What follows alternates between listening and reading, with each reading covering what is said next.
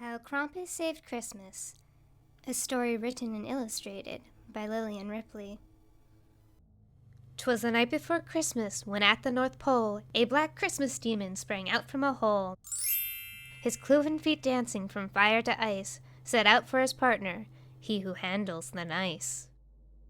Krampus he twitched his switch in time with his tail, and tap-danced cross glaciers his usual trail. When before him was Santa's workshop in sight, Krampus was greeted by howling into the night.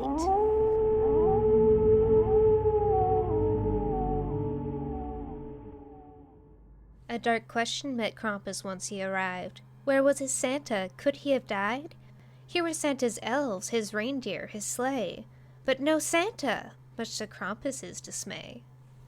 Krampus ran, tongue flapping on the Arctic wind. His Santa was special, but could he be twinned? Krampus was panicked, for he had no clear plan. He simply was Krampus, and Krampus needs his bearded fat man.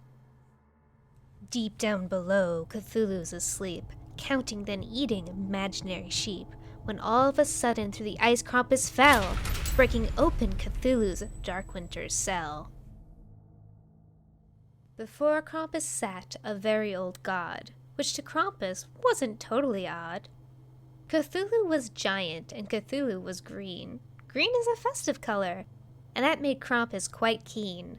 Cthulhu hadn't a beard, but tentacles should do. After all, in the dark, nobody knew.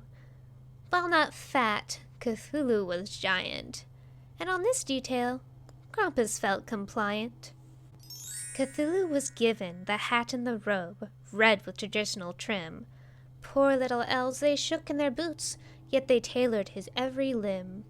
The elves in the end, they went a bit mad, and for this Krampus set off, exceedingly glad.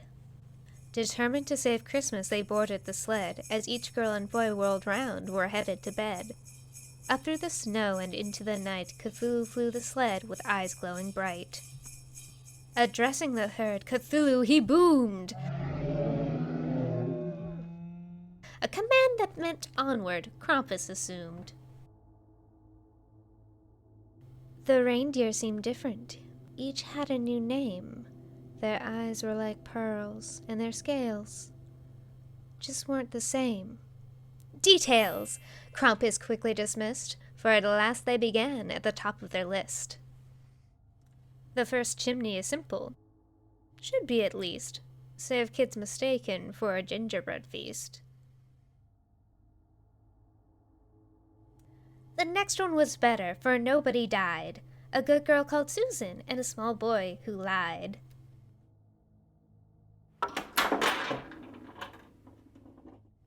There was some confusion between Basket and Ma, but Krampus won out by explaining the law. The good one gets presents, the bad one is mine. Cthulhu relented with just a small whine. From deep in the sack out emerged a strange toy, a box marked with runes and a key to employ. Then Susan was left to begin on some fun. What came out of the box, the good girl told none.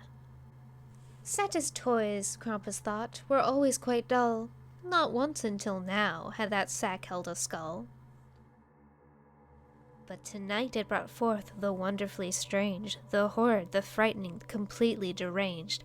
Dolls with bat wings, eyes detached from their head, small puppets that lingered just under the bed, baubles that whisper but cannot be seen, trinkets that glow with an unearthly sheen, book after book that should never be read, games made specific for after one's dead, toys with scales, toys with teeth, toys that look and smell just like meat. Yet when Krampus himself peered into the sack, the toys built by elves were suddenly back.